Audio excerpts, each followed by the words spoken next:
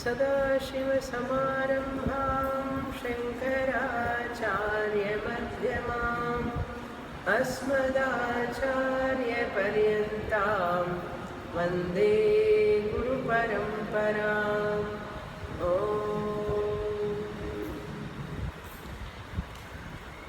పదకొండవ అధ్యాయం 30వ శ్లోకం. లీలిహ్యసే గ్రసమానః సమంతాత్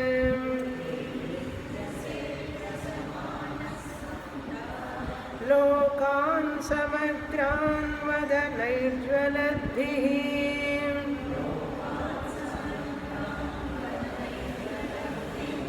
తేజోభిరాపూర్య జగత్సమగ్రం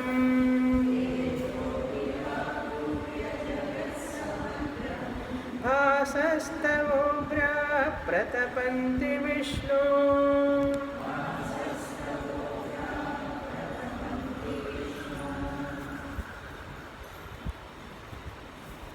అర్జునుడు 3 రకములైనటువంటి మనోభావాలకు ప్రేరితుడవుతాడు. మొదట ఆశ్చర్యంగా విశ్వరూపాన్ని చూస్తాడు. సంభ్రమాశ్చర్యాలతో విశ్వరూపాన్ని దర్శిస్తూ ఉంటాడు. అలా దర్శిస్తూ దర్శిస్తూ ఎంతో అద్భుతంగా స్తుతిస్తాడు కూడా. చాలా బాగుంది ఈ విశ్వరూపం. కానీ ఎప్పుడైతే భగవంతుణ్ణి లయకర్తగా, ఈ సృష్టి సంహారకుడిగా చూస్తాడో ఆ విశ్వరూపంలో, అప్పుడు అర్జునుడు భయానికి లోనవుతాడు. భగవంతుడు సృష్టికర్తగా, స్థితికర్తగా చూడడం అందరికీ ఆనందం. ఆయనే సృష్టి చేశాడు, ఎంత అద్భుతంగా చేశాడు, చాలా గొప్పగా ఉంది ఈ సృష్టి అని చెప్పి అందరం మెచ్చుకుంటాం. ప్రసూతి హాస్పిటల్ అన్నమాట, మెటర్నిటీ హాస్పిటల్. అక్కడ పిల్లలు పుట్టంగానే భగవంతుడి ఇచ్చిన ప్రసాదం అండి, భగవంతుడి అనుగ్రహం అండి, అందరూ ఆనందంగా చూస్తారు. పిల్లవాడు ఎది బాగా పెరుగుతూ ఉంటే ఆ భగవంతుడి కృపల్లా అన్నీ బాగా ఉన్నాయండి, అబ్బాయి బాగా చదువుకుంటున్నాడు, బాగా పైకి వచ్చాడు, అంతా భగవంతుడి కృప. కనుక స్థితికర్తగా కూడా ఆయన్ని మనం మెచ్చుకుంటాం. పూజలు చేస్తాం, గుళ్ళకి వెళ్తాం. అబ్బాయి పుట్టడానికి ముందు ఒక గుడికి వెళ్తాం, మొక్కుకుంటాం. పుట్టిన తర్వాత మొక్కు తీర్చుకోవడానికి మళ్ళీ వెళతాం. ప్రతిసారి భగవంతుడిని జపిస్తూ పూజలు చేస్తాం. సృష్టికర్తగా, స్థితికర్తగా భగవంతుడిని ఆరాధిస్తాం, పూజిస్తాం. కానీ ఈ సృష్టిలో 3 తత్వాలు ఉన్నాయి. సృష్టి, స్థితి 2 ఒప్పుకుంటామండి. 3వది మాత్రం కష్టం ఒప్పుకోవడం.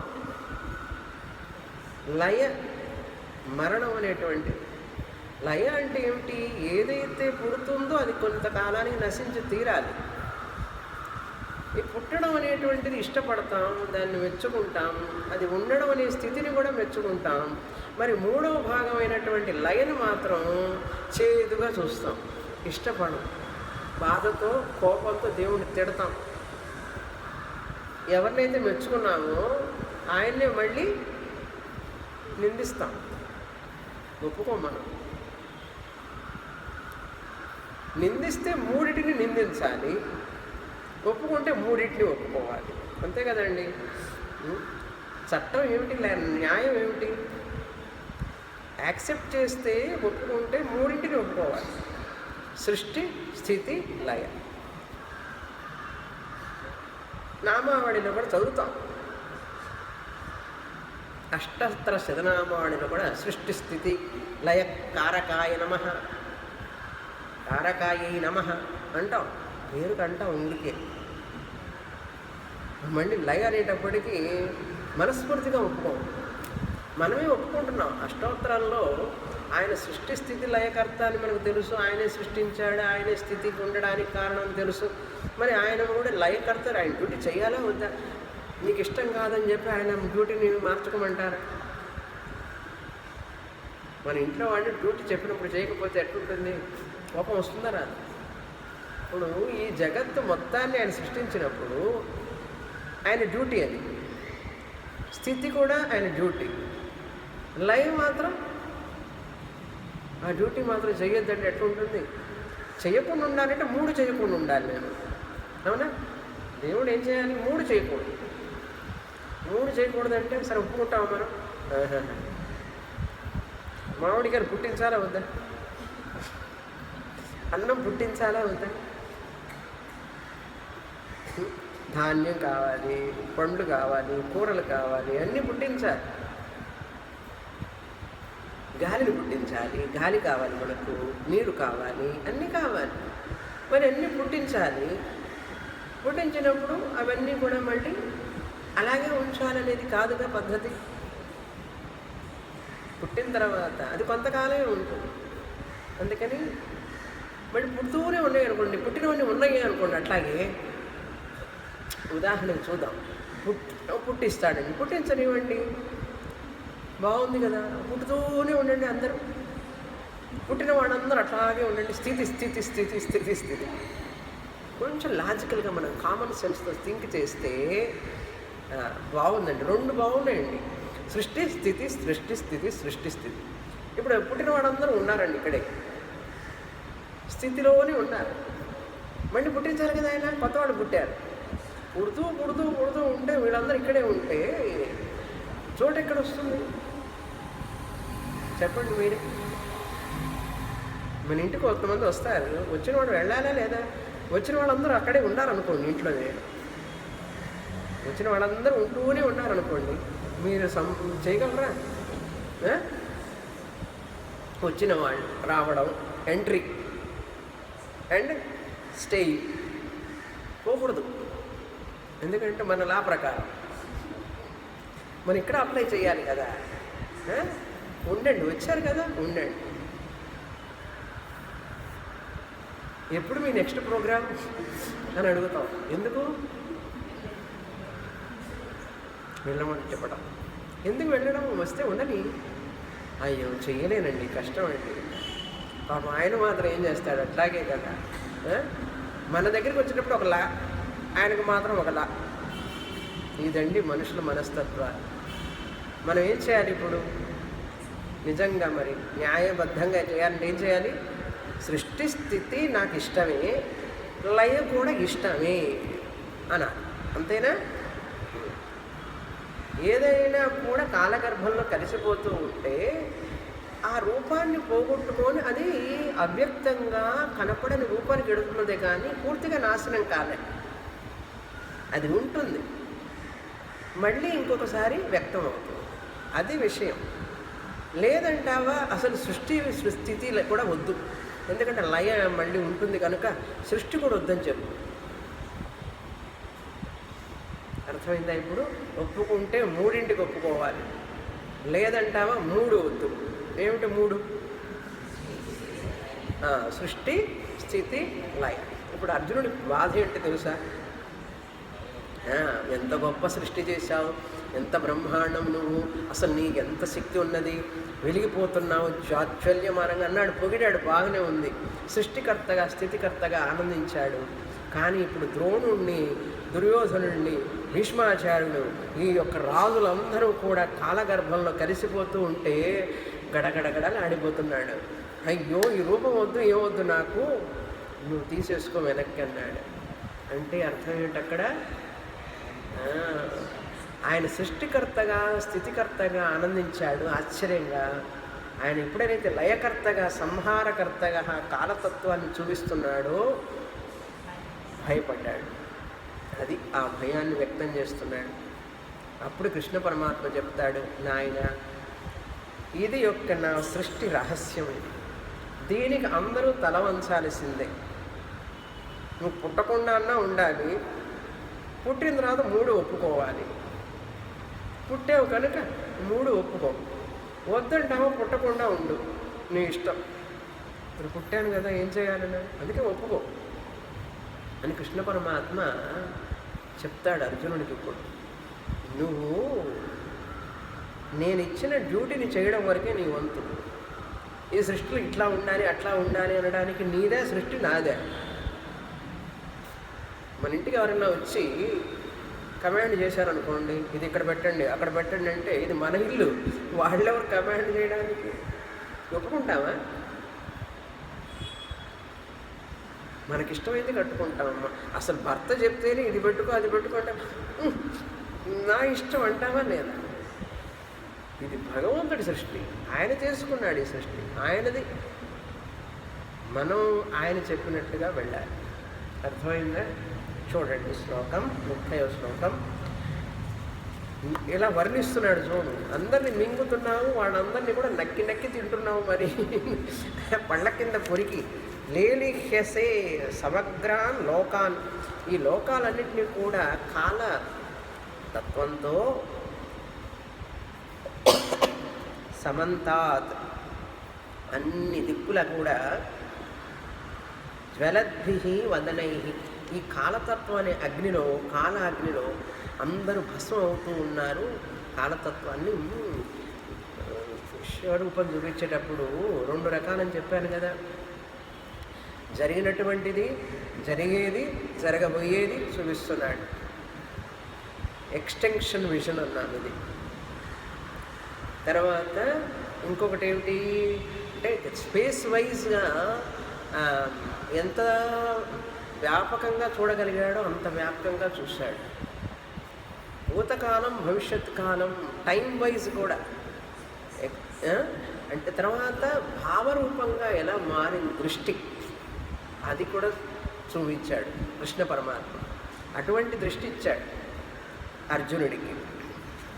అందుకని ఇక్కడ ఏం చెప్పారంటే, మొదటి పాయింట్ ఏం చెప్పారంటే ఎక్స్టెన్షన్, ఇంగ్లీష్లో చెప్పారు ఎక్స్టెన్షన్ విజన్, ట్రాన్స్ఫార్మ్డ్ విజన్. మనకి ట్రాన్స్ఫార్మ్డ్ విజన్ ముఖ్యం. నేను భూతకాలం చూస్తాను, భవిష్యత్ కాలం చూస్తాను, ఏం చూసి ఏం చేస్తాం? విశ్వరూపంలో చూశాడు అర్జునుడు, జరగబోయేది కూడా చూస్తున్నాడు. దానివల్ల ఏం ప్రయోజనం లేదు. మనకి ట్రాన్స్ఫార్మ్డ్ విజన్ కావాలి. అంటే ఏమిటి? దృష్టిలో ఒక మార్పు రావాలి. అటువంటి ట్రాన్స్ఫార్మ్డ్ విజనే ఇక్కడ మనకు ఆధ్యాత్మికంగా ఎదగడానికి తోడ్పడుతుంది. ఇప్పుడు విశ్వరూపం వల్ల మనకేమిటి ట్రాన్స్ఫార్మ్డ్ విజన్? ఇప్పుడు 10 నిమిషాలుగా నేను చెప్తున్నది ఏంటి? లయను కూడా అంగీకరించాలి. లయ అంటే ఏమిటి? నాశం. కంటికి కనపడకుండా పోయింది. నాది నాది అనుకున్నది ఒక రోజుకి కంటికి కనపడకుండా పోయింది కూడా అది సృష్టిలో ఒక భాగం అని ఒప్పుకోవాలి. అది ట్రాన్స్ఫార్మ్డ్ విజన్. లేకపోతే ఏమవుతుందంటే ఏడుస్తూ కూర్చుంటాం. మరణ భయం, వ్యాధి భయం, జరా భయం. ముసలితనం వస్తుంటే భయం ఎందుకండి? భయపడతామే. ఒప్పుకోకపోతేనే కదా భయం వస్తుంది. ఒప్పుకుంటే భయం రా. జుట్టు నెరిస్తే ఎందుకు భయపడాలి? భయపడం. ఇష్టం ఎందుకు ఇష్టపడం? నెరవకుండా అట్లాగే ఉండాలి. ఉదాహరణకి చెప్తున్నా, మరి వెంట్రుకలు పెరుగుతాయి, మళ్ళీ ఊడతాయి, తెల్లబడుతూ ఉంటాయి. తెల్లబడకూడదు అంటే, ముడతలు పడకూడదు అంటే, ఇదంతా సృష్టికి విరుద్ధం. ఇది ట్రాన్స్ఫార్మ్డ్ విజన్. ఏమిటి? ఇప్పుడు సృష్టిలో ప్రతిదీ కూడా మార్పు చెందుతూ ఉండడం సహజం కనుక, జుట్టు తెల్లబడడం సహజం కనుక అసలేంటి? ఆ తెల్ల జుట్టుని అంగీకరించకపోవడం అనేటువంటిదే ట్రాన్స్ఫార్మ్డ్ విజన్ రాలేదని అర్థం. ప్రాక్టికల్గా చెప్తున్నా. అసలు అవన్నీ చెప్పలే కృష్ణ పరమాత్మ. వేదాంతం ఎట్లాగండి లోపలికి వెళ్ళేది? భగవద్గీత పూర్తి చేసామని కాదు లెక్క మనకి ఇక్కడ. ఏమిటి ట్రాన్స్ఫార్మ్డ్ విజన్ అంటారు ఏమిటి? దృష్టిలో మార్పు రావాలి నీ దృష్టిలో. ఏమిటండి ఆ దృష్టిలో మార్పు అంటే ఎట్లా అర్థం అవుతుంది చెప్పండి మీరే. ఈ సృష్టిలో పుట్టినది ప్రతిదీ కూడా ఎదుగుతుంది. ఎదిగినప్పుడు వృద్ధి, అస్థి జాయతే వర్ధతే, విపరిణమతే, మారుతూ ఉంటుంది. తర్వాత ఏమవుతుంది? వినశ్యతే. అస్థి జాయతే వర్ధతే చాలా చాలా ఇష్టం మాకు.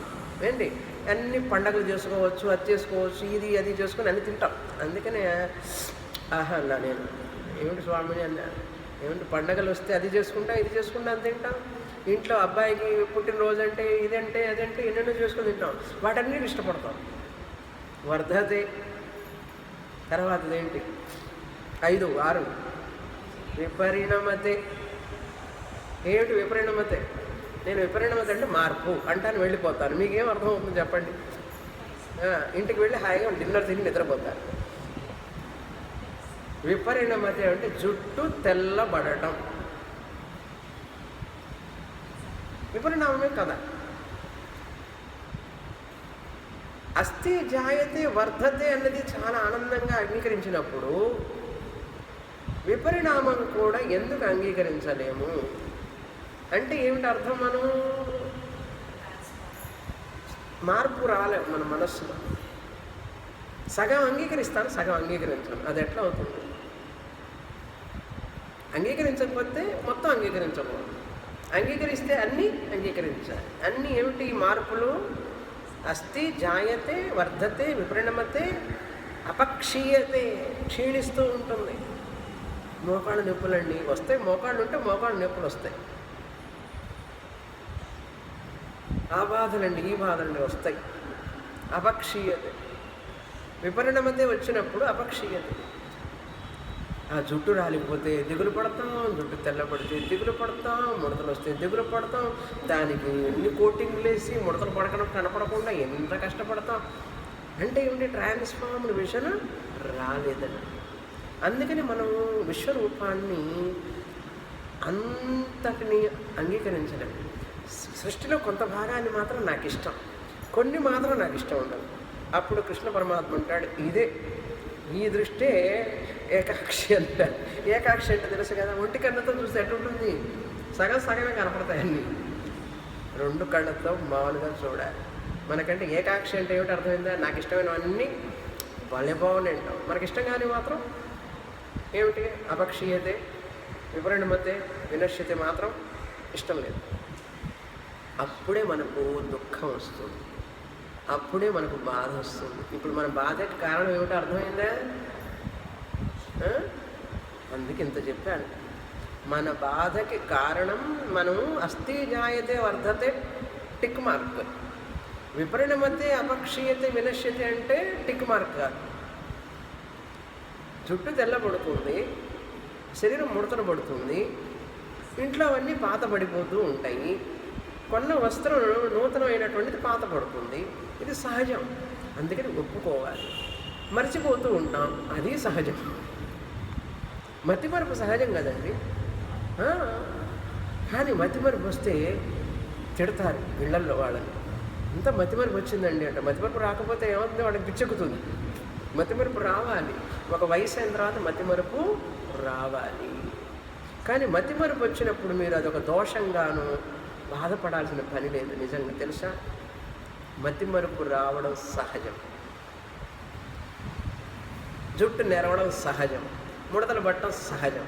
అందుకని యాక్సెప్ట్ అన్నమాట. అంగీకరించు. నీది ఎట్లా అట్లా ఉంటే అలా అంగీకరించు. మనిషి మారుతూ ఉంటాడు.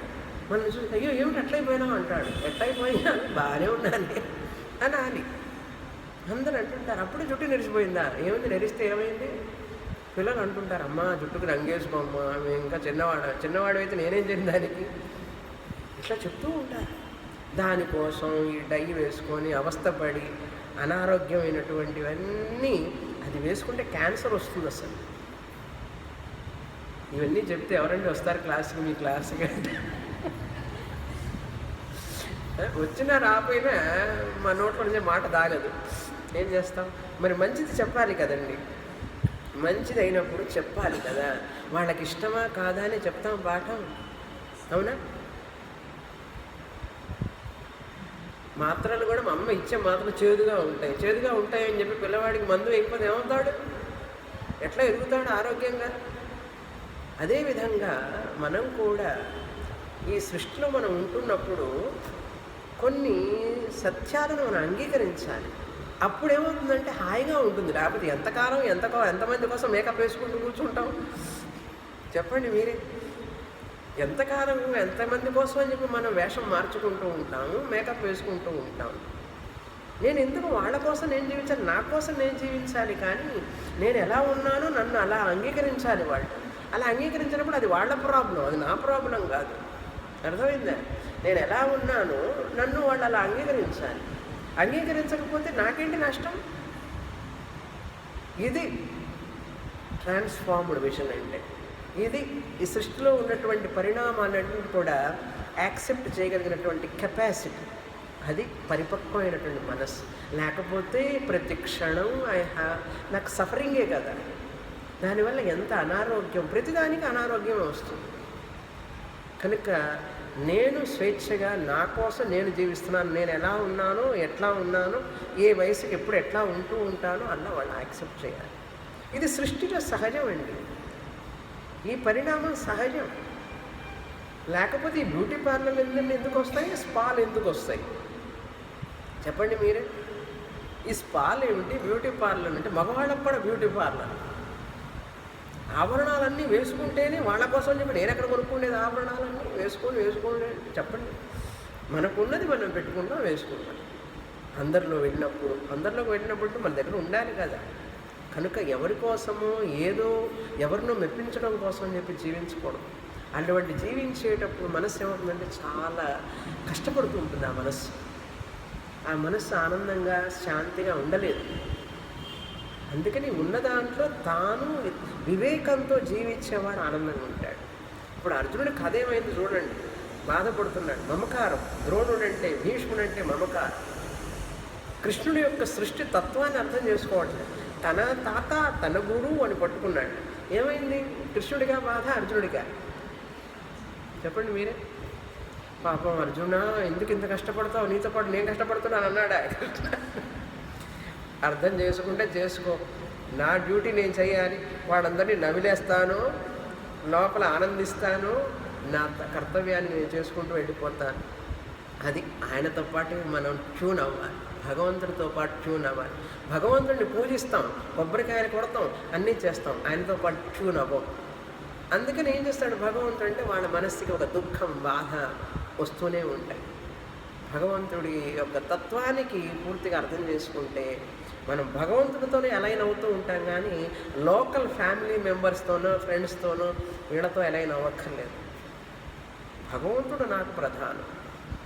చూసారా అర్జునుడిలో భయం ఎందుకు వచ్చిందో అర్థమైందా? ఇప్పుడు అర్జునుడిలో భయం వచ్చింది, మనకు రాలే? మనకు వస్తున్నదా లేదా?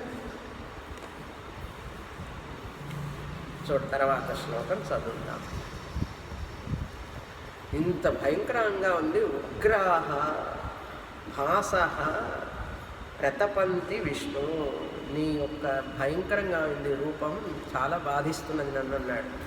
అంటే మళ్ళీ ఇంకా చెప్తున్నాడు, ప్రశ్న వేస్తున్నాడు 31లో. ఆఖ్యాహి మే కో భవానుగ్రరూపః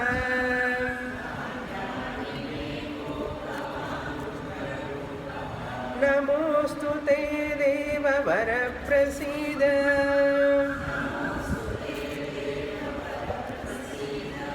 విజ్ఞాతుమిచ్ఛామి భవంతమాద్యం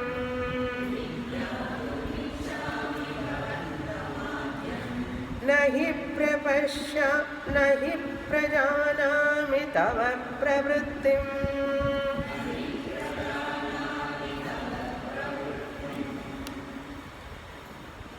నువ్వెవరు అసలు అని అడుగుతున్నాడు. కృష్ణుడు అన్న సంగతి మర్చిపోయినాడు. ఎందుకంటే కృష్ణుడిలాగా లేడు, ముద్దు కృష్ణగా, ఆనందంగా అధరం మధురం కృష్ణలాగా లేడు, బాలకృష్ణలాగా లేడు, రాధాకృష్ణ లేడు, రుక్మిణీ సమేత కృష్ణ లేడు. ఏమిటో ఒక రకంగా ఉన్నాడు ఆయన. అసలు నువ్వెవరు? నీ పని ఏమిటి? నువ్వు ఎందుకు వచ్చావు? అసలు నీ యొక్క రూపం ఏమిటి అని అడుగుతున్నాడు. చూడండి. కహ భవాన్, నువ్వెవరివి? నువ్వెవరు అంటాడు ఇప్పుడు. గుర్రం తోలు, నాకు రథాన్ని తోలు అని చెప్పి పిలుచుకొచ్చాడండి.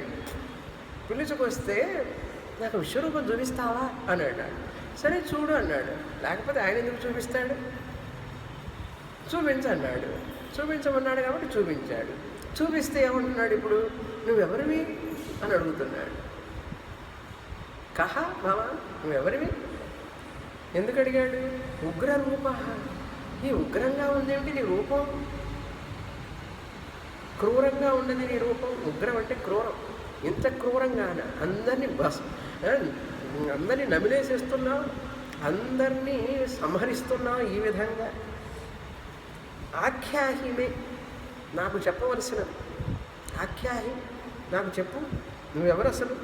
నీ అడ్రస్ ఏమిటి? నీ ఈమెయిల్ ఏమిటి? ఫోన్ నెంబర్ ఏమిటి? వాట్సాప్ ఏమిటి? అన్నీ చెప్పు నాకు. దేవవర, దేవతలందరికీ ప్రధానమైనటువంటి వాడివి నువ్వు. దేవానాం ప్రధాన దేవవర. నమః అస్తు, నీకు నమస్కారం చేస్తున్నాను, చెప్తావా లేదా? నమః అస్తు తే, నమః అస్తు, నీకు నమస్కారం. ప్రసీద, ప్రసన్నుడుగా. ఈ ఉగ్రరూపం వద్దు కానీ నాకు కొంచెం ప్రసన్నుడిగా, ప్రశాంతంగా కనపడు. అంటే ప్రసాదం కురు అని అర్థం. ప్రసీద, కొంచెం ఒక మనసుకి ఆహ్లాదంగా కనపడు నాయన. ఇది నేను చూడలేని ఈ రూపాన్ని. నేను విజ్ఞాతం ఇచ్చాను, నేను నిన్ను తెలుసుకోదలుచుకున్నాను. అసలు నువ్వెవరు, ఏమిటి, ఎలా? భవంతం ఆద్యం, అసలు నీ మొదలేమిటి, చివరేమిటి, అంతమేమిటి? భవ అంతం ఆద్యం, నీ మొదలు చివర చెప్పు నాయన. ఏదో కృష్ణుడు అనుకున్నాను, ద్వాపర యుగంలో ఇద్దరం కలిసి పుట్టాము, ఇద్దరం ఒకే చోట ఆడుకున్నాం, పెరిగాం అంతా అనుకున్నాను. కానీ నువ్వేదో డిఫరెంట్గా ఉన్నావే, నాకు చాలా ఆశ్చర్యంగా ఉంది. నువ్వు నా కృష్ణుడివేనా అసలు?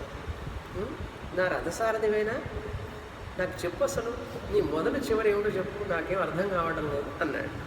అంతం అంటే చివర, ఆద్యం మొదలు అంటే అర్థం ఏమిటి ఇక్కడ? సర్వకారణభూతం అని అర్థం. నువ్వు అన్నిటికీ కారణమైనటువంటి వాడివి. అసలు నీ మొదలు చివర నాకు తెలిసేటట్టు చెయ్యి అని అర్థం. సృష్టి కర్తారం, ఆదిమూలం, ఆదౌ భవం ఆద్యం.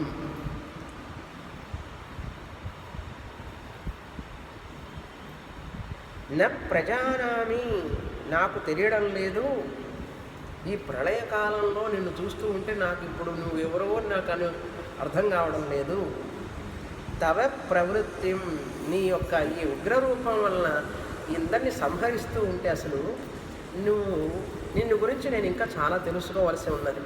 నాకు తెలియనిది చాలా ఉన్నదని ఇప్పుడు తెలిసింది, చెప్పవలసింది అన్నాడు. నేనేదో మామూలుగా కృష్ణుడు అనుకున్నాను, నువ్వేదో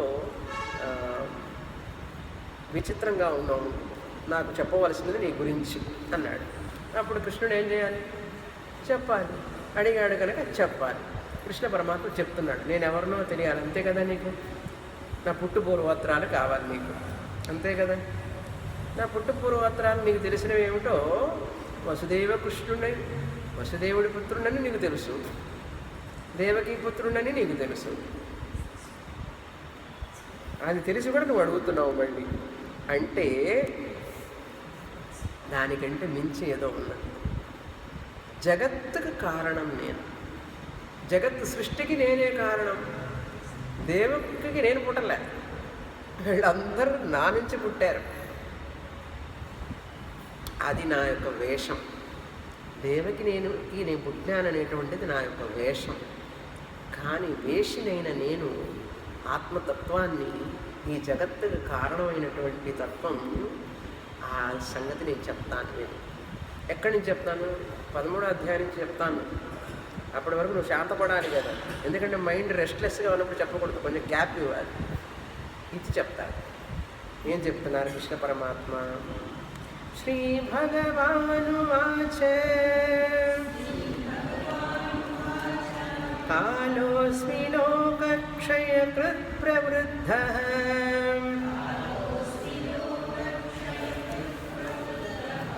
లోకాన్ సమాహర్తుమిహ ప్రవృత్తః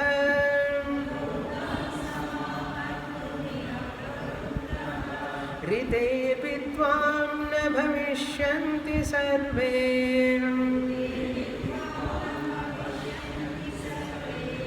ఏవ స్థితా ప్రత్యనీకేషు యోధాః.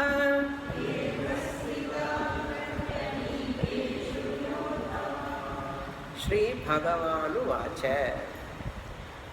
కృష్ణ పరమాత్ముడు అర్జునుడి ప్రశ్నకి సమాధానం ఇస్తున్నాడు.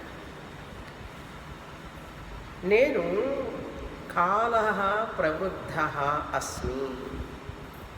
నేను ఈ కాలతత్వాన్ని అంటున్నాడు. నేను ఈ కాలతత్వాన్ని, నువ్వు అనుకున్నటువంటి ద్వారకా కృష్ణ వసుదేవ కృష్ణ కాదు. అసలు నా రూపం ఏమిటో తెలుసా? నా నిజస్వరూపం కాలతత్వం. ప్రవృద్ధః కాలః, వృద్ధిగతః కాలః. ఈ కాలం చూడండి, పెరుగుతూ ఉంటుంది, కాలం పెరుగుతూ ఉంటుంది, పెరుగుతూ ఉంటుంది. ఎలా తెలుసు? క్యాలెండర్ ఇయర్ స్టార్ట్ అయినప్పుడు ఇంత బొత్తు ఉంటుంది డిసెంబర్ దాకా. మళ్ళీ ఒక్కొక్క పేపర్ దించేస్తూ ఉంటే తరుగుతూ ఉంటుంది. ప్రవృద్ధ అన్నాడు, కాల ప్రవృద్ధ అన్నాడు. కాలగతిని నేను అన్నాడు. లోకక్షయకృత్, ఈ లోకం మొత్తాన్ని క్షయింపజేసేవాడిని నేనే. నేనే సృష్టికర్తనైనప్పుడు నేనే సంహారకర్తని కూడా. అది నా డ్యూటీ. సృష్టి చేయడం నా డ్యూటీ ఎట్లాగో సంహరించడం కూడా నా డ్యూటీ. సంహరించేటప్పుడు కాలతత్వం కదా సంహరిస్తుంది, కాల రూపంలో నేను సంహరిస్తాను. ఇక్కడ చూడండి ఎంత ఇంపార్టెంట్ పాయింట్. కాలం వేరు, దేవుడు వేరు కాదు. ప్రతిరోజు ఒక పేపర్ని మనం చించేస్తున్నామంటే నమస్కారం చేయాలి. కాలతత్వం. ఇప్పుడు ఈ సమయం దాటిపోయిందంటే ప్రతి నిమిషానికి మనం నమస్కారం చేయాలి. ఎందుకంటే కాలతత్వం ఆయన కనుక. అదేమిటండి దేవుడు కాలం ఆయన అంటారు ఏమిటి అన్నాడు. సృష్టికర్త ఆయన కనుక సంహారం అనేటువంటిది, నాశం అనేటువంటిది కాల రూపంలో ఉంటుంది కనుక కాలమే ఆయన తత్వం. అందుకనే కాలాన్ని పూజిస్తాం మనం. ఎలా పూజిస్తాం? Ugadi, new year. సంవత్సరం అంటే ఏమిటండి? న్యూ ఇయర్ అంటే ఏమిటి? కాలాన్ని తెలిపేదే కదా. వారం, పంచాంగం అంటే ఏమిటి? కాలం, తిథి, నక్షత్రం, సంవత్సరం, యోగం, ఇవన్నీ ఉంటాయి కదా. పంచ అంగాలు ఉంటాయి అందులో. క్యాలెండర్ అంటే ఏమిటి చెప్పండి మీరు? ఏమండి ఇవన్నీ క్యాలెండర్లో ఏముంటాయండి? తారీఖు ఉంటుంది, వారం ఉంటుంది, సంవత్సరం ఉంటుంది, నక్షత్రం ఉంటుంది, తిథి ఉంటుంది, పక్షం ఉంటుంది, శుక్లపక్షం. ఈ పక్షము, నిమిషాలు, గడియలు, రాహుకాలం, ఇవన్నీ కూడా ఏం తెలియజేస్తున్నాయి? అసలు క్యాలెండర్ ఏం తెలియజేస్తుంది చెప్పండి ముందు? కాలం, కాలాన్ని తెలియజేస్తుంది. ఇప్పుడు ఈ కాలం అనేటువంటిది కాలగర్భం అంటారు దాన్ని. ఎందుకు మీరు పేపర్ చించేయాలి? ఉండనివ్వండి. అయిపోవడం అంటే ఏమిటి అర్థం? టైం అయిపోయింది. టైం అయిపోవడం అంటే ఏమిటి అర్థం? సంహారం, నాశం. అది చాలా సీక్రెట్గా జరుగుతుంది, కంటికి కనపడదు. ఇప్పుడు మనం శరీరంలో జుట్టు పెరుగుతూ ఉంటుంది, కంటి కనపడుతూ ఉంటుందా? కనపడదు.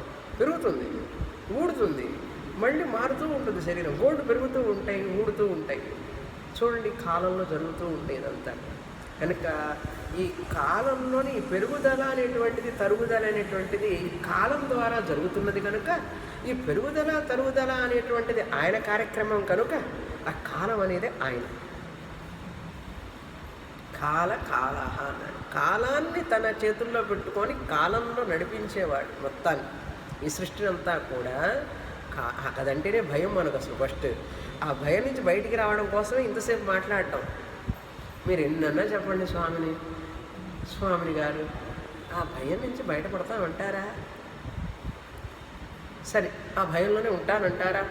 నేను వేరే ప్రశ్న వేయచ్చు కదా. మీరు ఆ భయంలోనే ఉంటానంటారా? లేదండి, నాకు బయటపడాలనే ఉంది. పడాలి ఉంటే వింటే తెలుస్తుంది. ఏమన్నారు కృష్ణ పరమాత్మ? లోకక్షయకృత్ ప్రవృద్ధ కాల. ఏమిటి నా యొక్క కాలతత్వం? లోకక్షయకృత్. ఈ లోకాన్ని అంటే ఈ మనుషులని, వ్యక్తులను మొత్తాన్ని, జీవరాశులన్నింటినీ కూడా సృష్టి చేసింది నేనే కనుక సంహరించేది కూడా నేనే అన్నాడు. సంహారకర్త లోకానాం క్షయం కరోతి ఇది లోకక్షయకృత్. ఎలా క్షయం చేస్తావు అన్నాడు. ఎలా చేస్తానేమిటి? వ్యాధి రూపంలో, ముసలితనం రూపంలో ఏదో విధంగా వస్తాను, కబళిస్తానన్నాడు. అందుకని వ్యాధిని తిడతాం, ముసలితనాన్ని తిడతాం వస్తే. కనుక ముసలితనం రావడం కూడా ఆయన రూపమే, ఆయన తత్వమే. వ్యాధి కూడా ఆయన తత్వమే. మరి కాలాన్ని ఉపయోగించాలి కదా. ఏ విధంగా ఉపయోగిస్తాడు? ముందు తెల్ల జుట్టు వచ్చేట్టు చేస్తాడు, తర్వాత కాళ్ళు కీళ్ళు నొప్పులు వచ్చేట్టు చేస్తాడు, తర్వాత ఏం చేస్తాడు? చిన్నగా బెడ్ రీడింగ్ చేస్తాడు, హాస్పిటల్లో ఉండేట్టు చేస్తాడు. ఎన్ని రోజులైనా ఉంటారు కొంతమంది. కొంతమంది నెలలే ఉంటారు, కొంతమంది సంవత్సరాలు కూడా ఉంటారు. ఏం చేస్తాం మరి? అందుకని చిన్నగా నవ్వుతుంటాడు అనమాట వాడిని. అదే కదా, త్వరగా నవ్వులేస్తే యాక్సిడెంట్ అనమాట. చిన్నగా నవ్వుతున్నాడు అంటే కాలంలో ఇంకా రికవర్ అవుతూ ఉంటాడు. మళ్ళీ హాస్పిటల్కి వెళ్తాడు, అయిపోయింది అంటాడు, మళ్ళీ రికవర్ అవుతాడు, మళ్ళీ అందరూ వెళ్ళిపోతారు. మళ్ళీ ఆయన మాత్రం ఏం చేస్తాడు? ఎవరి చేతుల్లో ఉంది? డాక్టర్లే హెల్ప్లెస్, ఆయన హెల్ప్లెస్. ఈయన చేత ఎవరి చేతిలో ఉంది? ఇక్కడ కర్మనంతా ఆయన చేతిలో పెట్టుకున్నాడు. అర్థమైందా? ఇప్పుడు అర్థమైందా భగవంతుడు అంటే ఏమిటో? ఊరికే మనకు కాస్త ఇల్లు ఇచ్చి, చోటు ఇచ్చి, డబ్బులు ఇచ్చి ఆయన కాదు భగవంతుడు. తీసుకునే ఆయన కూడా భగవంతుడే. అర్థమైందా? మరి అప్పుడు ఇట్లా అనుకున్నావు అనుకోండి, హాయిగా తీసుకో, నువ్వే కదా ఇచ్చావు, తీసుకో. శరీరాన్ని కూడా ఆయన గొప్ప చెప్పాలి. అలా ఉన్నాం అనుకోండి, ఐఎమ్ రెడీ ఫర్ ఎవ్రీథింగ్ అన్నాడు. ఎక్కడండి దుఃఖం వస్తుంది చెప్పండి? ఇప్పుడు ఐఎమ్ ఎవర్ రెడీ అన్నారు. దేనికైనా సిద్ధంగా ఉండాలి. దేనికైనా సిద్ధంగా లేని వాడికే బాధ. కష్టమైన సుఖమైన రెండింటికి సిద్ధంగా ఉన్నవాడికి బాధ ఏంటి అసలు? ఇప్పుడు కష్టాలు ఉన్నాయా లేవా చెప్పండి మీరే? లేవు. భయం ఉన్నదా లేదా? లేదు. అన్నిటికీ రెడీగా ఉండేవాడికి భయం లేదు. అన్నిటికంటే రెండిటికి, చీకటికి వెలుగుకి, కష్టానికి సుఖానికి, జయానికి అపజయానికి, సుఖాలకి దుఃఖాలకి, రెండింటికి రెడీ నేను. ఎందుకంటే సుఖం ఇచ్చావు కదా, దుఃఖం ఇస్తావు, నాకు తెలుసు. రెడీగా ఉంటే అమ్మో వీళ్ళు ఎంత గొప్పవాళ్ళు అనుకుంటాడు కృష్ణ పరమాత్మ. లేకపోతే నేను భయపడతాను అనుకున్నావా ఏమిటి? నీ సంగతి నాకు తెలియదు అని చెప్పాలి. ఆయనకి మనం చెప్పాలి ముందు. గడగడగడ వణికిపోకూడదు. సుఖాన్ని ఇచ్చావు కదా, నాకు తెలుసు నువ్వు దుఃఖం ఇస్తావని. రెడీ అన్నాడు. సక్సెస్ని ఇచ్చావు కదా, ఫెయిల్యూర్ కూడా ఇస్తావని నాకు తెలుసు, నేను రెడీ అన్నాడు. ఇట్లాంటి పరిపక్వత మనసుకు వస్తే ఆ వ్యక్తికి భయం ఏమిటి, దుఃఖం ఏమిటి, బాధ ఏమిటి? అసలు ఎప్పుడు ఆనందో బ్రహ్మే దివ్యజానాత్, అంతా ఆనంద స్వరూపంలో ఉంటాం. ఇదంతా కూడా భగవంతుడి లీల. అలా ఉంటే ఎప్పుడు ఆనందంగానే ఉంటాం. అది నిజమైన భక్తి అంటే. అర్థమైందా? ఇప్పుడు మనకు భక్తి ఉన్నది లేదని తెలిసిపోయింది కదా. భయం ఉన్నది కానీ భక్తి లేదు. భగవంతుడికి భక్తి కావాలి, భయం కాదు. భయం ఎప్పుడు పోతుంది? వివేకం వస్తే పోతుంది. ఆలోచించేవాడికి, వివేకం ఉన్నవాడికి భయం పోతుంది. ఆలోచించని వాళ్ళకి, వివేకం లేని వాళ్ళకి భయం వస్తుంది. ఇప్పుడు మనకు భయం వచ్చిందంటే ఏమిటి? కేర్ ఆఫ్ వివేకం లేదు, ఆలోచన లేదు అని అర్థం. ఇప్పుడైనా ఆలోచిస్తామండి స్వామిని గారిని కనకండి అట్లా, వివేకం లేదు అని అంటే ఎవరన్నా ఎట్లా ఉంటుంది మనకు? బాగుంటుందా? మీకు అసలు బుద్ధి లేదు, ఆలోచన లేదు, మీకేం తెలియదంటే ఇష్టపడతామా? మీకు అన్నీ తెలుసు, మీకు బాగా వివేకం ఉంది, మీరు చాలా ఆలోచన పరులంటే బాగుందా లేదా? మరి మనకి ఏముంది? అందరూ అలా అందాలని ఇష్టపడతాం, కానీ ఏముండదు మనకు. ఆలోచన ఉండేవాడికి భయం ఉండదు. ఈ విధంగా భగవద్గీతని ఆలోచన పరులతో, వివేకంతో చదువుతూ వింటూ ఉండేవాడికి ఎలా ఉంటుంది? అందుకని మనం ఇప్పుడు కృష్ణుడి పార్టీయా, కృష్ణుడి పార్టీ కాదో తెలిసిపోతుంది. మీరు కృష్ణుడి పార్టీయే, మీరు కృష్ణ పార్టీయేనా? మాట మారకూడదు, మళ్ళీ పార్టీ మార్చకూడదు. Okay, good, very good. సమాహర్తం లోకానిహ. సమాహర్తం అంటే సంహర్తం. ఈ లోకంలో ఉన్నటువంటి వాళ్ళందరినీ వాళ్ళ టైం అయిపోగానే సంహరించడం కోసం నేను సిద్ధంగా ఉన్నాను అన్నాడు. సిద్ధంగా ఉన్నాను. నువ్వేదో చంపుతున్నానని చెప్పి అనుకోవాలి. వాళ్ళ భీష్ముడిని, ద్రోణుడిని నేను చంపాలా, వీళ్ళందరినీ నువ్వు అనుకుంటున్నావు. నేను చంపేవాడిని, నువ్వెవరివి? ఊరికే బాణం అంతే. లోకాన్ సమాహర్తం అంటే ఈ రాజులందరినీ, ఇక్కడున్న వాళ్ళందరినీ కూడా వాళ్ళ టైం అయిపోగానే వాళ్ళందరినీ పంపించాలి కదా, నా డ్యూటీ కదా, నేను చెయ్యాలి కదా, అలా చేస్తున్నాను ఆయన. సర్వే యోధా. ఈ యోధ అంటే ఈ రాజులందరూ కూడా. అందుకని మన వాళ్ళు యమధర్మరాజు కూడా నమస్కారం చేస్తారు. యమాయ ధర్మరాజాయ. ధర్మానికి రాజు ఆయన. యమాయ ధర్మరాజాయ మృత్యవేయ అంతకాయ చ. మృత్యవే అంతకాయ చ. వైవస్వతాయ కాలాయ భూతక్షయాయ చ అని అన్నారు. ఇవన్నీ మంత్రాల్లో చెప్పబడినాయి. ఏ అవస్థితాగా, ఇక్కడ ఉన్నటువంటి రాజులందరూ ఏ అవస్థితాహ, ఎక్కడ? ప్రత్యనీకేషు, ఈ యొక్క సైన్యంలో ఉన్న రాజులందరినీ. అనీకం అంటే సైన్యం, ప్రతి అనీకం అంటే ఈ యొక్క శత్రు సైన్యంలో ఉన్నటువంటి రాజులందరినీ, కౌరవులందరినీ, కౌరవుల వైపు ఉన్నటువంటి ప్రత్యనీకేషు అంటే శత్రువుల వైపు ఉన్నటువంటి రాజులందరినీ కూడా సంహరించడానికి నేను ఇక్కడ సిద్ధంగా ఉన్నాను కాల రూపంలో. అయితే ఏంటంటాం? నా భవిష్యంతి, ఇంకా వాడు ఉండరు, రేపటికి వాళ్ళు ఉండబోరు. నా భవిష్యంతి ఋతేత్వం. నువ్వు లేకపోయినా సరే, యుద్ధంలో నువ్వు పారిపోయినావే అనుకో, వెళ్ళిపోతాను అన్నాడు కదా, నువ్వు వెళ్ళిపోయినా కూడా రేపు వాళ్ళు ఉండరు. చూసారా ఇక్కడ విషయం? ఋతేపిత్వం, నువ్వు లేకపోయినా కూడా యుద్ధరంగంలో నాయన, నువ్వు బాణం పట్టకపోయినా కూడా, నువ్వు ఋషికేశు వెళ్ళిపోయినా కూడా, నువ్వు కూడా సన్యాసం తీసుకున్నా కూడా రేపు వాళ్ళు ఉండబోరు. ఎందుకంటే నేను ఆల్రెడీ సంహరించేశాను వాళ్ళని. వాళ్ళు సంహరింపబడతారు, నా చేత సంహరింపబడుతున్నారు కనుక నువ్వు ఉన్నా లేకపోయినా ఈ పని జరిగిపోతుంది అన్నాడు. ఆ బల్లి చూసారా? బల్లి కథ గుర్తుందా? బల్లి చూరుకు అంటుకొని ఉన్నది కప్పుకి. అంటుకొని బల్లి అంటున్నదట, ఆహా నేను ఈ యొక్క కప్పుకి ఎంత సహాయం చేస్తున్నాను, నా వల్లనే కదా ఈ కప్పు ఉన్నది అన్నదిట. అది ఉండడానికి ఆ కప్పు ఆధారం అని తెలియలేదు దానికి. ఇప్పుడు అర్జునుడు బల్లి లాంటి వాడు. నేను ఉంటే కదా యుద్ధంలో భీష్ముడు చచ్చిపోతాడు, నేను బాణాలు వేయకపోతే ఈయన్ని ఎవరు చంపుతారు యుద్ధంలో? ఎవరు చంపలేదు. అర్జునుడు అనుకుంటున్నాడు, ఈ యొక్క ద్రోణుడిని కూడా నేను చంపితే కదా నేను తప్ప ఎవరు వీడని చంపలేరు కనుక నేను లేకుండా ఉన్నాను అనుకో, వీళ్ళు బతుకుతారు, హాయిగా ఉంటారు అనుకుంటున్నావా అర్జున? అట్లా నువ్వు లేకపోయినా వాళ్ళందరూ సమాప్తం ఉన్నారు. అట్లాగా మరి అయితే ఏం చేయమంటావు? యుద్ధం చేయి. నువ్వు ఉన్నా లేకపోతే ఎట్లాగైనా పోతారు కదా. అందుకే నేను చెప్తాను తెలుసా, హాయిగా ఏదో బాణం వదిలే అని చెప్పాడు, వదులు, నీకు మంచి పేరు వస్తుంది. ఆహా అర్జునుడు అర్జునుడు క్లాప్ కొడతారు నీకు అందరు. చేసింది ఎవరు? కృష్ణుడు. క్లాప్లు కొట్టేది ఎవరికి? అర్జునుడికి.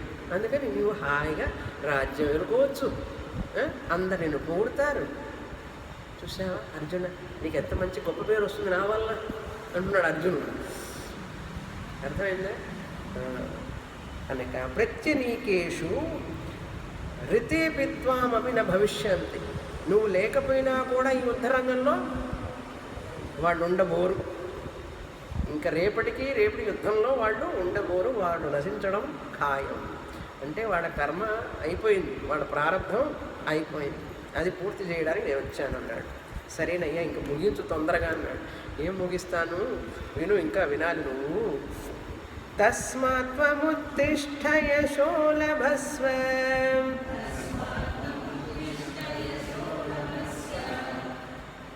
చిత్వా శత్రూన్ భుంక్ష రాజ్యం సమృద్ధం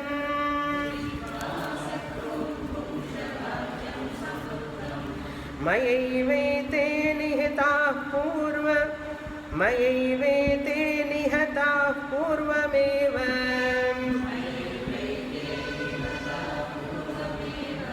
నిమిత్తమాత్రం భవ సవ్యసాచిం.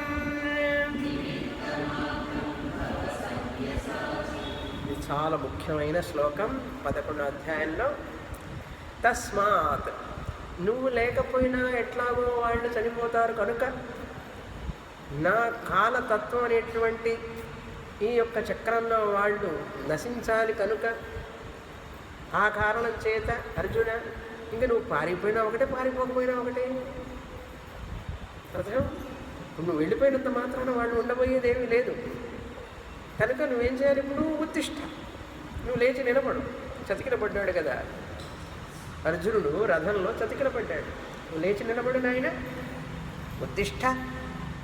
ఉత్తిష్ట నుంచో ఏం చేయాలి?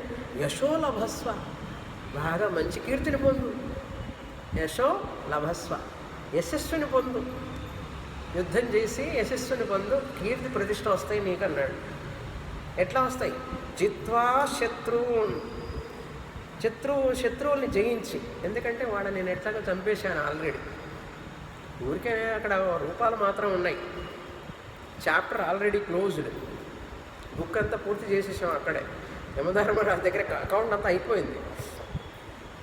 శరీరాలు మాత్రం ఊరికి అక్కడ కనపడుతున్నాయి అంతే. నువ్వేం చేయాలి? ఆ శత్రువుల్ని జయించు. చిన్నపిల్లలు కూడా, మేము ఒకసారి ఇట్లాగే రామాయణం వేసేటప్పుడు డ్రామా, ఈ వేదిక హెరిటేజ్లో పిల్లల చేత రామాయణం డ్రామా వేయించాం. అప్పుడు పరమార్థానంద స్వామిని గారు కూడా వచ్చారు ఆ డ్రామా చూడటానికి. వేసేటప్పుడు ఈ రామాయణం వేసేటప్పుడు రాముల వారు బాణం వేస్తాడు కదా, వేసినప్పుడు రావణాసుడు కింద పడాలి. పిల్లలు కదా, చిన్న చిన్న పిల్లలు పాపం, వాళ్ళకి పుల్లలు ఇచ్చాం, చిన్న చిన్న పుల్లలు. చిన్న డ్రామా అనమాట. పిల్లలు ఇస్తే వాడికి బాణం వేసినప్పుడు వీడికి రావడంలో, వాడి దగ్గర రావణాసుడు కరెక్ట్గా వేయడానికి. అప్పుడు ముందుగానే మేము చెప్పేసాం రావణాసుడికి, ఒకవేళ బాణం పక్కకి తప్పిపోయి కింద పడ్డా కూడా నువ్వు పడిపోమని చెప్పేసాం ముందే. లేకపోతే వాడు అక్కడే నుంచుండే డ్రామా పూర్తి కాదు కదా. అప్పుడు నిజంగా వీడు ఏం చేశాడంటే, పుల్ల వేసేటప్పుడు కరెక్ట్గా అది ఒకచోట ఇక్కడ హృదయానికి పొట్ట దగ్గర తగలాలి కదా, హృదయానికి తగలాలి. అది ఎక్కడ భుజానికి పోయి తగిలింది, వాడు కింద పడ్డాడు. రావణాసుడు క్యారెక్టర్. అందరూ ఏం చేశారు? చప్పట్లు కొట్టారు. వాడి కింద పట్టడం, చప్పట్లు కొట్టడం, వేసినట్లుగా చనిపోయినట్లుగా. అట్లాగే నువ్వు కూడా నాయన ఊరికే బాణం వదిలిపెట్టు. జిత్వా శత్రువుని జయించు, కీర్తిని పొందు. తర్వాత మయా ఏవ ఏతే నిహతాః పూర్వమేవ, నా చేత పూర్వమేవ ముందే వీళ్ళందరూ కూడా నా చేత నిహతాః చంపబడినారు. నా చేత వీళ్ళందరూ ముందే చంపబడినారు అర్జున.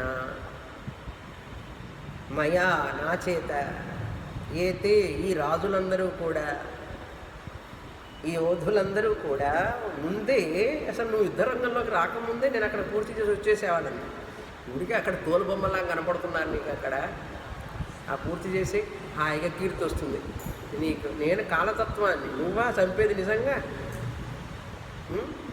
నేను చేసిన పని నీకు సర్టిఫికేట్ తెచ్చుకో, పోనీ పర్వాలేదు. మయా ఏవ ఏతే నిహతాహ పూర్వమేవ. అర్థమవుతుంది కదా, పూర్వమే నా చేత వీళ్ళందరూ సంహరింపబడినారు. కానీ నువ్వేం చేయాలి ఇప్పుడు? నిమిత్త మాత్రం, ఒక నిమిత్త మాత్రుడిగా చెయ్యి. నిమిత్త మాత్రం అంటే ఏమిటి? ఇన్స్ట్రుమెంట్ అన్నమాట. మనం పెన్ను మనం రాస్తే రాస్తుంది, మనం ఏం చెప్తే చేస్తుంది కదా. స్క్రూ డ్రైవర్ మనం తిప్పితే తిప్పుతుంది, అది ఇన్స్ట్రుమెంట్ అన్నమాట. ఇప్పుడు నువ్వు కూడా నా చేతులు అట్లాగే ఇన్స్ట్రుమెంట్. నిమిత్త మాత్రం సవ్యసాచిన్. మీకు ఎడం చేతి యుద్ధం చేయడం బాగా తెలుసు కదా, అందుకని కృష్ణ పరమాత్మ ఆ పేరుతో పిలుస్తున్నాడు. ఎడం చేత్తో యుద్ధం చేసేవాడికి సవ్యసాచి అని పేరు. సవ్యసాచిన్, హే అర్జున, ఎడం చేత్తో యుద్ధం చేసేటటువంటి గొప్ప యోధుడా అని అర్థం. సవ్యసాచిన్. ఇక్కడ నిమిత్త మాత్రం అని అంటే ఏమిటి? ఇది చాలా మంది చాలా రకాలుగా అన్వయిస్తారు ఈ పదాన్ని. దానికి మన శాస్త్రంలో ఏం చెప్పబడింది దాని ప్రకారం మనం తెలుసుకోవాలి. చాలామంది ఏమనుకుంటారండి, మన చేతిలో ఏముందండి, అంతా భగవంతుడి చేతిలో ఉంది, మనంతా కీలు బొమ్మలం, ఆయన కీ ఇస్తే మనం ఆడుతూ ఉంటాం. తోలు బొమ్మలాగా, తోలు బొమ్మలు ఆడ తెలుసు కదా, అట్లాగే మనం ఆడుతూ ఉంటాం అనుకుంటారు చాలామంది. మనం కీలు బొమ్మలం అండి, ఆయన ఆడించినట్టుగానే కదండి ఆడాలి. ఆయన ఎలా చెప్తే అలా జరుగుతుంది. మన చేతిలో ఏముందండి? దీన్ని ఏమంటారంటే విధి తలరాత, ఫేట్. ఈ ఫేట్ని నమ్ముకునేవాడు అనమాట, ఫ్యాటలిస్ట్ అంటారు వాళ్ళని. తలరాత అంటే ఏమిటి? వాడు చెప్పేది ఏమిటో ఒక శ్లోకం చెప్పనా? హరిణాపి హరేణాపి బ్రహ్మణాపి సురైరపి లలాట లిఖితారేక పరిమార్తుం న శక్యతే అంటారు వాళ్ళు. మన తలరాత ఎవరు మార్చలేరండి, ఎవరు మార్చలేరండి. మోక్షం వచ్చేదైతే వస్తుంది, ఉద్యోగం వచ్చేటట్టుంటే వస్తుంది, డబ్బులు వస్తే వస్తాయి, అన్నం వస్తే వస్తుంది అన్నట్టుగా అనడు. హరిణాపి, హరి అంటే విష్ణు, హరిణాపి హరేణ, హర అంటే శివుడు, బ్రహ్మణాపి బ్రహ్మదేవుడు కూడా, సురైరపి దేవతలు కూడా. ఏమిటి వీళ్ళందరూ కూడా? లలాట లిఖిత రేఖ, మన నుదుటి మీద రాసిన రాత ఒకటి ఉంటుంది. మన కర్మఫలం, మన ప్రారంభం, దైవ నిర్ణయం, అది ఎలా జరగాలో అలా జరుగుతుంది. హరిణాపి హరేణాపి బ్రహ్మణాపి సురైరపి లలాట లిఖిత రేఖ పరిమార్తం న శక్యతే. ఎవరు మార్చలేరు. మనం అంతా భగవంతుడి చేతిలో కీలు బొమ్మలు అని అంటుంటారు చాలామంది. అది చాలా తప్పు. ఈశ్వరాజ్ఞ లేక చీమైనా పుట్టదు అంటారు. ఇదంటే ఫేట్ అన్నమాట, విధి. విధి గురించి మాట్లాడేవాళ్ళు. రాహు, శని గ్రహం ఇవన్నీ కూడా. అంటే ఏమిటి? మన యొక్క ప్రయత్నం అవసరం లేదు, బాగా జరిగేది ఉంటే జరుగుతుంది, మన ప్రయత్నం ఎందుకు, ఏముంది చేసినా ప్రయోజనం లేదు కదా అంటారు. అలా గనక అంటే ఎన్ని దోషాలు వస్తాయో తెలుసా? 6 దోషాలు. ఒకటి, ఈశ్వరస్య సంసారిత్వ దోష. ఈశ్వరుడు సంసారి అవుతాడు మనం గనక అలా కీలు బొమ్మనం భగవంతుడి చేతిలో మనకు ప్రయత్నం ఏమీ చేసినా ప్రయోజనం లేదంటే మొదటి దోషం ఈశ్వరస్య సంసారిత్వ దోష. రెండవ దోషం ఏమిటంటే జీవస్య అసంసారిత్వ దోష. జీవస్య అసంసారిత్వ దోష. 3, ఈశ్వరస్య నైర్ఘృణ్య దోష. నైర్ఘృణ్యం ఎట్లా రాస్తారో మీ భాష మీరు చూసుకోండి. నైర్ఘృణ్యం, రేఫం ఖకార అండ్ క్రావడి, నైర్ఘృణ్యం దోషం. 4, ఈశ్వరస్య వైషమ్య దోష. ఈశ్వరుడికి వైషమ్య దోషం వస్తుంది. ఎప్పుడు మనంతా కీలు బొమ్మలు ఆయన చేతిలో మన నిమిత్త మాత్రులం, మనం ఎంత మామూలు మనుషులం అంటే. 5 ధర్మశాస్త్ర వైయర్థ్య దోష. శంకరాచార్య వారు రాస్తారు ఇవన్నీ భాష్యం. ఈ చాప్టర్లో కాదు, వేరే చోట రాస్తారు ఉపనిషత్తులో ఇంకొక అధ్యాయంలో. ధర్మశాస్త్ర వైయర్థ్య దోష. 6వది చివరిది మోహం అసంభవ దోష. మోహ అసంభవ దోష లేక పురుషార్థ హాని దోష. పురుషార్థ హాని దోష. 6 దోషాలు వస్తాయి. వచ్చే వారం ఈ దోషాలు ఏమిటి, అవి ఎట్లా వస్తాయి, ఈశ్వరుడికి కానీ జీవుడికి కానీ ఈ దోషాలు రాకుండా ఉండాలంటే ఏం చేయాలి అనేది వచ్చే వారం చెప్తాను. చాలా ముఖ్యమైన టాపిక్. పూర్ణమద పూర్ణమిదం పూర్ణాత్ పూర్ణముదచ్యతే పూర్ణస్య పూర్ణమాదాయ పూర్ణమేవావశిష్యతే. ఓం శాంతి శాంతి శాంతి. హరి ఓం. శ్రీ గురుభ్యో నమః. హరి ఓం.